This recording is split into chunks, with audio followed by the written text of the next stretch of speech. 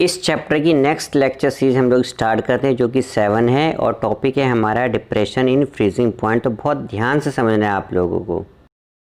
अब हम introduction use start कर रहे हैं इस टॉपिक से रिलेटेड। वेलकम बच्चों, आपका चैनल में बहुत बहुत स्वागत है। आज हम लेक्चर 7 पढ़ रहे हैं जिसका टॉपिक है हमारा डिप्रेशन इन फ्रीजिंग पॉइंट। ठीक है, तो सीबीएसई पॉइंट ऑफ व्यू से बहुत इंपॉर्टेंट है, क्वेश्चन बहुत ज्यादा आते हैं इसके अंदर से, तो बेटा बहुत ध्यान से समझना है। Theoretical as well as numerical दोनों पूछता है। थ्योरी कम पूछता है, न्यूमेरिकल ज्यादा पूछता है इस टॉपिक के अंदर।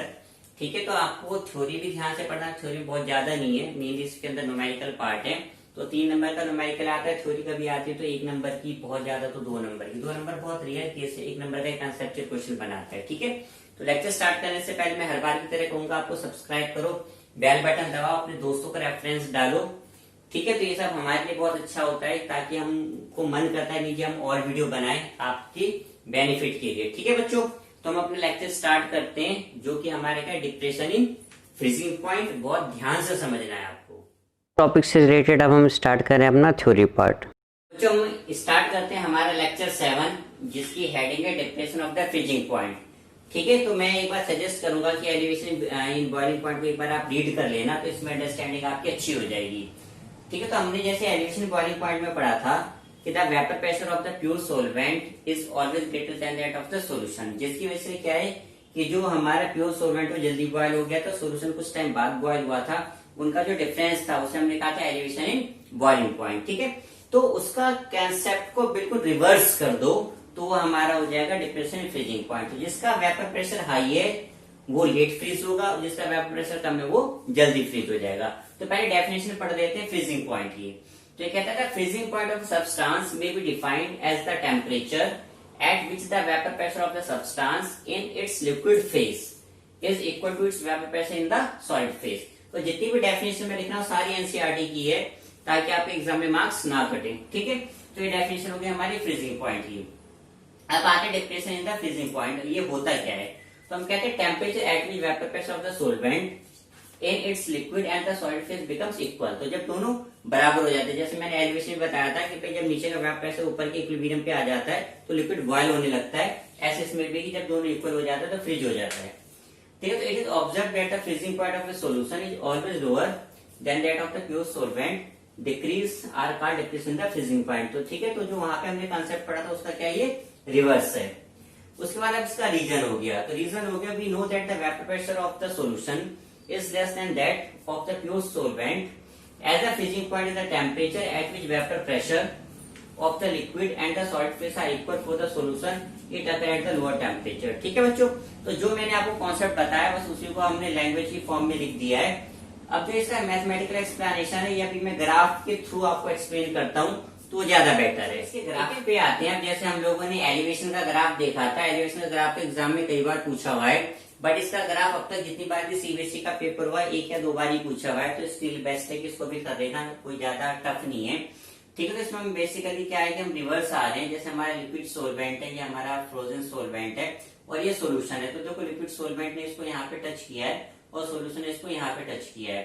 अगर हम इस तरह आएंगे तो ये हमारा टेम्परेचर किसका है, सोल्यूशन का है, और अगर हम इस तरह आएंगे तो हमारा टेम्परेचर किसका है, ये सोलवेंट का है। इसमें जो रिवर्स हो जाता है, इसमें डेल्टा टीएफ होता है, टी नॉट माइनस टीएफ। ठीक है, तो रिवर्स हो गया एलिवेशन की। एलिवेशन में क्या था, टीएफ माइनस टी नॉट। तो ठीक है, तो वहां पे हमने बी यूज करा था, यहाँ पे हमने एफ यूज करा है, और डेल्टा टीएफ होता है M dot K F. M क्या हमारी मोलैरिटी है। ठीक है, और मोलैरिटी का फॉर्मूला होता है W2/M2 W1 × 1000 dot K F. तो यहाँ पे मैंने सारे सिंबल्स की मीनिंग बताए। एग्जाम में जब भी आप कोई फॉर्मूला यूज करते हो उसके सिंबल्स बताने होते हो, कंपलसरी होता है। तो डेल्टा टीएफ होता है depression the freezing point. W2 क्या है आपका मास ऑफ द सोल्यूट, M2 क्या है molar mass of the solvent, W1 क्या हो गया मास ऑफ द सोलवेंट, और KF हो गया मोलर डिप्रेशन कांस्टेंट। ठीक है बच्चों, अब इसका एक और एक्सप्रेशन है जैसे KF और KB का, पहले वो डिस्कस कर लेते हैं फिर हम इसके न्यूमेरिकल से बात करते हैं KF और KB की वैल्यू की। तो जो KF और KF वैल्यू होती है डिपेंड करती है nature of the solvent can be certain from the following relation. तो इससे ड्राइव किया गया है। बेसिकली R गैस कांस्टेंट है, M1 हमारा वही है मोलर मास, TF हमारा टेम्परेचर है, 1000 डेल्टा फ्यूजन होता है। फ्यूजन मतलब होता है कि वो टेम्परेचर जिससे सॉलिड लिक्विड में कन्वर्ट होता है उसे कहते हैं फ्यूजन। तो KF के नाम में से कहते हैं फ्रीजिंग पॉइंट डिप्रेशन कांस्टेंट या फिर मोलर डिप्रेशन कांस्टेंट होता है, जो मैंने आपको डेरिवेशन में लिखवाया था या फिर क्राफ्ट्सकोपिक कांस्टेंट भी कहा जाता है। इस तरह ये एक्सप्रेशन है केबी का, और केबी के नाम होते क्या कहते हैं, बॉइलिंग पॉइंट एलिवेशन कांस्टेंट या फिर मोलार एलिवेशन कांस्टेंट या फिर एब्सोल्यूट कांस्टेंट भी होता है इसको। ठीक है, ये टर्म के मैंने मीनिंग बताए हैं। तो डेल्टा फ्यूजन हो गया enthalpy of fusion of the solvent, और ये हो गया एंथैल्पी ऑफ वेपोराइजेशन। ठीक है बच्चों, तो ये जनरली सीबीएसई में नहीं पूछता, लेकिन जैसे आपके एमसीक्यू क्वेश्चंस आने हैं नीट में, जेई में ये ज्यादा पूछता है, इसके जो 4 ऑप्शन बना देते हैं, तो इसीलिए इसको एक बार कर लोगे तो ज्यादा बेटर है। जो बात करते हैं हम कि अगेन कि हमारा जो डिप्रेशन फ्रीजिंग पॉइंट है कैसे हम कंक्लूड करेंगे, it is a qualitative property. तो ये भी 2 मार्क्स का क्वेश्चन है। तो हम कहते हैं भाई जो हमारा एक्सप्रेशन है इसमें आप क्लियरली देख सकते हो मोलैरिटी है, और मोलैरिटी क्या होती है, the number of moles of the solute dissolved in 1000 gram of the solvent and not upon the nature of the solute. तो इसीलिए हम कह सकते हैं कि जो हमारा डिप्रेशन फ्रीजिंग पॉइंट ये भी हमारे क्या क्वालिटेटिव प्रॉपर्टी है। मोलैरिटी फर्दर आपको पता है क्या होता है, number of moles per KG. ठीक है, तो इसको भी ठीक बार तैयार कर लेना, सेम ही है वैसे एलिवेशन की तरह। तो ये 2 नंबर में जनरली पूछता है कि how can you conclude that it is a qualitative property. ठीक है बच्चों, अब हम आते हैं न्यूमेरिकल्स को। इस टॉपिक से रिलेटेड पहले एग्जांपल्स डिस्कस कर लेते हैं हम लोग। अब बच्चों न्यूमेरिकल स्टार्ट करते हैं हम। सबसे पहले स्टार्ट करते हैं एग्जांपल से, जो कि एनसीईआरटी का 2.9 है। पहले क्वेश्चन पढ़ लेते हैं। कह रहा है 45 ग्राम ऑफ इथाइलिन ग्लाइकोल, ये फॉर्मूला है। इसको मिक्स करा है 600 ग्राम ऑफ द वाटर, और ये कह रहा है कैलकुलेट करना है freezing point of depression and freezing point of the solution. तो 2 चीजें हमें निकालना है, freezing point of the depression और freezing point of the solution. Delta TF निकालना है और टीएफ निकालना है। ठीक है, अब सबसे पहले लिख लेते हैं हमें क्या क्या गिवन है। तो सोल्यूट हमको गिवन है 45 ग्राम, यहाँ पे दे रखा है, और मास ऑफ द सॉल्वेंट हमारे पास है 600 ग्राम, वो यहाँ पे दे रखा है। ठीक है, उसके बाद इथाइलिन ग्लाइकोल है, तो इसका मॉलिक्यूलर मास होता है 62 ग्राम पर मोल, और मोलार एलिवेशन कांस्टेंट ये होता है 1.86 केल्विन किलोग्राम पर मोल। बेटा वाटर के केस में इसको याद कर लेना, ये कई बार गिवन होता है, कई बार नहीं भी होता है। जैसे इस न्यूमेरिकल में गिवन ही है, बट ये आपसे एक्सपेक्ट किया जाता है कि आपको याद होना चाहिए। तो केवी वाटर केस में होता है 0.52, और के एफ होता है आपका 1.86। ठीक है, सॉरी के एफ है ये। अच्छा, अब देखो हमारे पास फॉर्मूला होता है delta T F is equal to W2 upon M2 W1 into 1000 dot K F. W2 तो हमारे पास हो गया 45, हो जाएगा 1000, M2 गया 62, ये 600 इंटू 1.86, तो 2 से 2 जीरो कट गया। पूरा इसको सोल्व कर लेना, आ जाएगा 2.2 केल्विन। ठीक है, उसके बाद हमें पता है डेल्टा टीएफ होता है T not minus T S. तो टी नॉट क्या है, freezing point of the water, जो कि 0 डिग्री सेल्सियस होता है, उसे केल्विन में बदल लो। तो ये तो आ गया 2.2, तो ये हो जाएगा 273.15 माइनस टी एस। ठीक है, तो हमारे पास टी एस आ जाएगा 273.15 माइनस का 2.2, तो इसको सोल्व करोगे आ जाएगा 270.95 केल्विन। ये हमारा आ गया टी एस। तो एक तो ये आपसे पूछ रहा था freezing point temperature of the solution, और ये आपसे डेल्टा टीएफ पूछ रहा था, वो आपके पास है 2.2 केल्विन। ठीक है बच्चों, तो ये हमारा एग्जाम्पल कंप्लीट हुआ 2.9। अब हम नेक्स्ट एग्जाम्पल पे आते हैं, जो कि 2.10 है। पहले क्वेश्चन पढ़ लेते हैं। ये कह रहा है 1 gram of a non electrolyte solute, जिसे डिसॉल्व करा है 50 ग्राम ऑफ द बेंजीन में, और ये फ्रीजिंग पॉइंट को लो कर देता है 0.40 kelvin. The freezing point depression constant KF अब आपको गिवन है 5.12 केल्विन किलोग्राम पर मोल। फिर कह रहे हैं find the molecular mass of the solute. तो बहुत ही आसान न्यूमेरिकल है आपके पास। अगेन पहले लिख लेते हैं क्या क्या गिवन है हमको। तो हमको मास ऑफ द सोल्यूट दे रखा है 1 ग्राम, 1.00 ग्राम। मास ऑफ द सॉल्वेंट हमारे पास है 50 ग्राम। उसके बाद मोलर मास हमें दे रखा है, सॉरी मॉलिक्यूलर मास तो निकालना ही है, क्वेश्चन मार्क लगा दो। मोलार डिप्रेशन कांस्टेंट हमें गिवन है 5.12 केल्विन किलोग्राम पर मोल। यूनिट जरूर लिखा करो, मैं बार बार कहता हूँ आपको, बार बार समझा रहा हूँ, बहुत जरूरी होता है एग्जाम के लिए। फिर हमारे पास formula delta T F equal to W2 upon M2 W1 into 1000 dot K F. ठीक है, तो डेल्टा टी एफ हमारे पास आ गया 0.40, ये आपको गिवन है, और W2 हमारे पास 1 था, मल्टीप्लाई बाय 1000, M2 हमको निकालना था, और W1 कितना था 50 ग्राम, और KF हमारे पास है 5.12। तो हमारे पास M2 हो जाएगा 1000 इंटू 5.12 डिवाइड करो 0.40 इंटू 50, तो इसको सोल्व करोगे आ जाएगा 256 ग्राम पर मोल। तो ये हमारा कंप्लीट हुआ एग्जाम्पल 2.10। अब हम आते हैं अपने नेक्स्ट। अब इस टॉपिक के इंडेक्स के न्यूमेरिकल्स डिस्कस कर लेते हैं। अब बच्चों एग्जाम्पल के बाद हमारे इंडेक्स क्वेश्चन पे जो कि हमारा 2.11 है, पहला अगेन क्वेश्चन पढ़ लेते हैं। कह रहा है calculate the mass of the ascorbic acid, vitamin C होता है उसको स्कॉर्बिक एसिड कहते हैं, फॉर्मूला ये लिखा हुआ, to be dissolve in 75 gram of the acetic acid, lower its melting point by 1.5 degree Celsius, KF आपको दे रखा है 3.9। ठीक है बच्चों, तो इसके अंदर में मास ऑफ द सोल्यूट तो कैलकुलेट करना है। मास ऑफ द सोलवेंट हमें दे रखा है 75 ग्राम। ठीक है, उसके बाद मोलर मास स्कॉर्बिक एसिड का कैलकुलेट कर लेते हैं और मोलर डिप्रेशन कांस्टेंट हमको दे रखा है 3.9 केल्विन किलोग्राम। मास स्कॉर्बिक एसिड का होता है 176 ग्राम पर मोल। अब हमारे पास फॉर्मूला होता है delta TF is equal to W2 upon में M2 W1 into 1000 dot KF। तो डेल्टा टीएफ हमें देखा है 1.5, W2 हमको निकालना है, M2 हो गया 176 और W1 हो गया 75 और KF हो गया 3.9। तो हमारे पास W2 हो जाएगा 1.5 176 75 डिवाइडेड बाय 1000 इंटू 3.9। ठीक है बच्चों, के पास अप्रोक्स आएगा 5.076 ग्राम। ठीक है बच्चों, तो ये हमारा कंप्लीट हुआ न्यूमेरिकल जो इंडेक्स का था 2.11। अब हम आते हैं अपने नेक्स्ट जो हम एक्सरसाइज के क्वेश्चन डिस्कस कर लेते हैं इस टॉपिक से रिलेटेड। अब बच्चों हम लोग आते हैं एक्सरसाइज के क्वेश्चन पे जो कि हमारा 2.20 है। पहले क्वेश्चन पढ़ लेते हैं। कह रहा है 5% solution by mass of the cane sugar in water has a freezing point 271। Calculate the freezing point 5% glucose in the water if the freezing point of pure water is 273.15 Kelvin। ये हमारे क्या question है। इसमें हमें दो substance दे रखे, तो cane sugar, दूसरा दे रखा है ग्लूकोज। तो हमने दो केस बना लिए हैं। सबसे पहले हमने केस लिया केन शुगर का। अब क्योंकि वो 5% हमसे कह रहा है कि 5% सोल्यूशन, तो हमारा सोल्यूट कितना हो गया 5 ग्राम, तो सोलवेंट कितना हो जाएगा 95। मैंने आपको बताया था टोटल कितना होता है 100 होता है। मॉलिक्यूलर मास केन शुगर का होता है 342, फॉर्मूला होता है C12H22O11 और TF हमको दे रखा है 271।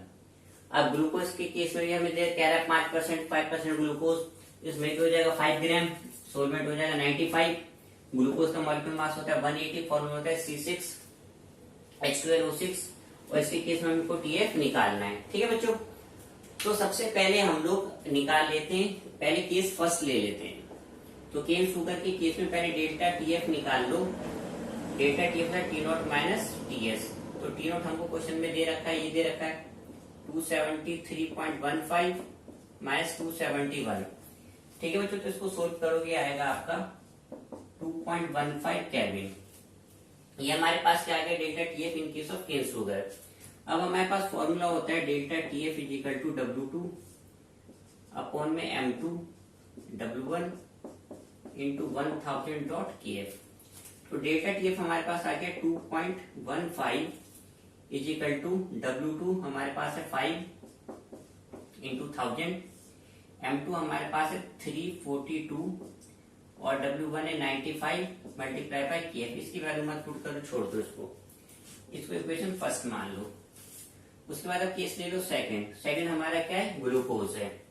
तो उसके केस में डेल्टा TF हो जाएगा, फॉर्मूला तो देखो बेटा सेम ही रहेगा, बस मैं वैल्यू पुट कर देता हूँ। W2 इसमें भी 5 ही है, मल्टीप्लाई बाय 1000, M2 इसके केस में हो जाएगा 180, ये हो जाएगा 95 और मल्टीप्लाई बाय KF। इसको इक्वेशन मान लो सेकंड। अब इक्वेशन फर्स्ट को डिवाइड करो इक्वेशन सेकंड से, तो हमारे पास आ जाएगा 2.15 स्क्वायर अपॉन में डेल्टा TF इजिकल टू, ये पूरा एक्सप्रेशन लिख लो, 5 into 1000 divide by 342 into 95 multiply KF और अपॉन में इसको लिख लो 5 into 1000 divide by 180 into 95 into KF। ठीक है बच्चों, अब देखो 5 से 5 कैंसिल हो गया हमारे पास और 1000 से 1000 गया, 95 से 95 गया, KF से KF गया। तो हमारी मल्टीप्लाई इस तरीके से होती है, तो हमारे पास आ जाएगा 2.15 डिवाइड बाई डेल्टा टीएफ। ठीक है, अब जैसे यहाँ पे हम देखें 5 और 1000 किया तो सब गया हमारे पास। अब यहाँ पे क्या बचा, सिर्फ 180 और अपॉन में यहाँ पे देखो इन दोनों की मल्टीप्लाई होनी, सारे कैंसिल आउट हो गए, सिर्फ क्या बचा है हमारे पास 342। तो हमारे पास डेल्टा टीएफ हो जाएगा 2.15 इंटू 342। ठीक है, क्रॉस मल्टीप्लाई कर रहे हैं, डिवाइड बाय 180। ठीक है बेटा, तो इसको पूरा सोल्व करोगे अप्रोक्स आपके पास आएगा 4.085 केल्विन। अब ये ग्लूकोज के केस में आपसे पूछ रहा है टीएफ। ठीक है, तो सेकंड केस में पूछ रहा है, तो डेल्टा टीएफ होता है टी नॉट माइनस टीएस। अब डेल्टा टीएफ आ गया ग्लूकोज के केस में 4.085। ठीक है, और टी नॉट होता है 273.15 माइनस हमसे क्या पूछा है टीएस, तो टीएस के लिए इसको इसमें से माइनस कर दो, तो हमारे पास टीएस हो जाएगा 273.15 माइनस का 4.085। फिर आप इसको सोल्व करोगे आएगा 269.065 केल्विन। तो आपको बस 269 भी लिख दोगे तो काफी है। ये बहुत फेवरेट क्वेश्चन है सीबीएसई का। ये परसेंटेज चेंज कर देते हैं या कई बार सेम कॉपी पेस्ट कर देते हैं, तो स्पेशली मैं कहूंगा इस न्यूमेरिकल को बहुत ठीक से कर लेना। ये कई बार आया हुआ है सीबीएसई में, या तो फिर एज इट इज आ जाता है, या फिर मैंने आपको बताया बस परसेंट चेंज कर देते हैं, बाकी सारी चीजें एज इट इज रहती है। ठीक है, तो हम इस टॉपिक के नेक्स्ट न्यूमेरिकल पे आते हैं, नेक्स्ट क्वेश्चन पे, जो कि 21 है। ये बेटा ये भी सीबीएसई के एग्जाम पॉइंट ऑफ व्यू से बहुत इंपॉर्टेंट है, 3 नंबर में कई बार आया हुआ है, तो बहुत ध्यान से देखना है इसको। ये क्या है, दो एलिमेंट ए और बी मिलकर दो तरह के कंपाउंड बना रहे हैं, AB2 और AB4। जब दोनों को डिसोल्व किया है सेपरेटली किया है 20 ग्राम बेंजीन में, तो 1 ग्राम AB2 फ्रीजिंग पॉइंट को डिक्रीज करता है 2.3 केल्विन और 1 ग्राम AB4 डिक्रीज करता है 1.3 केल्विन। इन दोनों के केस में केएफ हमें दे रखा है 5.1, तो ये कह रहा है दोनों के एटॉमिक मास निकालो। तो है तो आसान पर थोड़ा पैटर्न से डिफरेंट है ये। तो पहले हम लिख लेते हैं हमें क्या क्या गिवन है। तो जो हमें AB2 का मास गिवन है सोल्यूट 1 ग्राम दे रखा है और सोलवेंट इसमें 20 ग्राम है। डेल्टा टीएफ आपको दे रखा है 2.3 केल्विन। AB4 के केस में सोल्यूट है 1 ग्राम, सोलवेंट वही 20 ग्राम है और डिप्रेशन है 1.3 का, और दोनों केस में केएफ कितना है 5.1। तो सबसे पहले हम दो केस ले लेते हैं, AB2 एक AB4। तो AB2 की बात करते हैं पहले, AB2 की बात।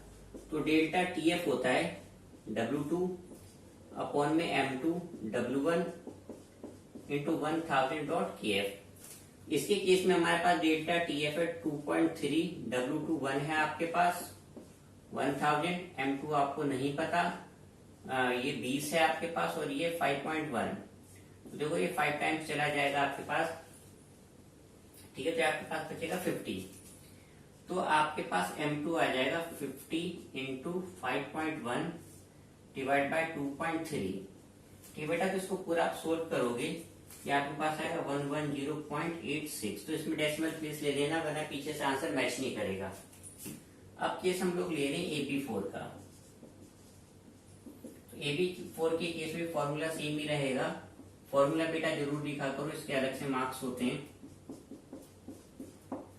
डॉट KF, इसके केस में हो गया 1.3, W2 अगेन 1 है, मल्टीप्लाई करो 1000 से, M2 इसके केस में भी निकालना है, W1 20 मल्टीप्लाई बाय 5.1, ये भी 5 टाइम्स चला जाएगा। तो आपके पास M2 आ जाएगा 50 इंटू 5.1 डिवाइड बाय 1.3।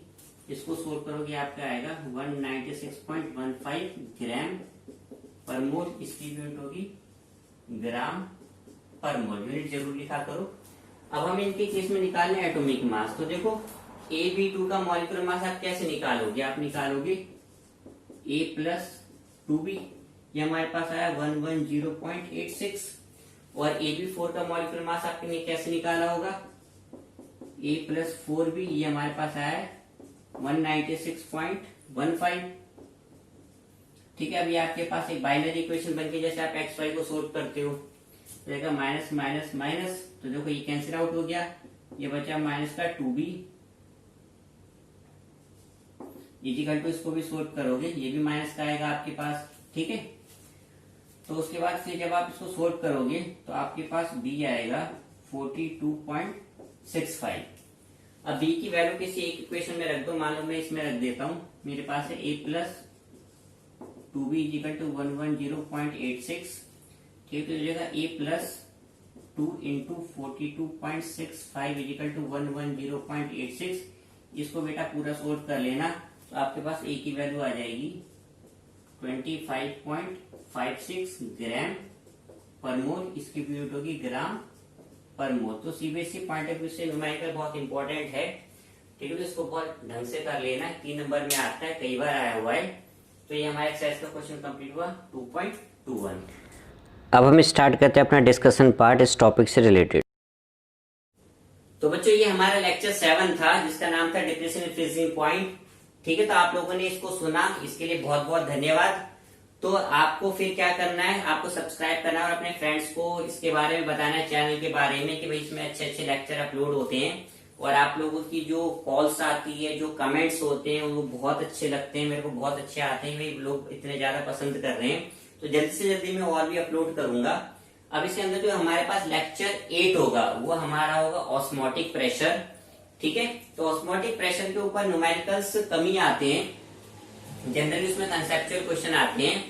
ठीक है, उसके बाद एक हमारा टॉपिक रह जाएगा एबनॉर्मल मॉलिक्यूलर मास। ठीक है बच्चों, तो इस चैप्टर के हमारे 2 लेक्चर और बच गए हैं, उसके बाद ये चैप्टर हमारा कंप्लीट है। फिर हम नेक्स्ट चैप्टर उठाएंगे सीबीएसई के लिए। ठीक है बच्चों, तो आज के लिए हम यहीं पे एंड करते हैं हमारी क्लास।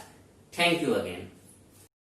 अगर आपको पसंद आया तो आपको सब्सक्राइब जरूर करना है अगर आपने अभी तक नहीं किया तो, और बेटा लाइक जरूर करना और अपने वैल्यूएबल कमेंट्स भी जरूर डालें इसके अंदर।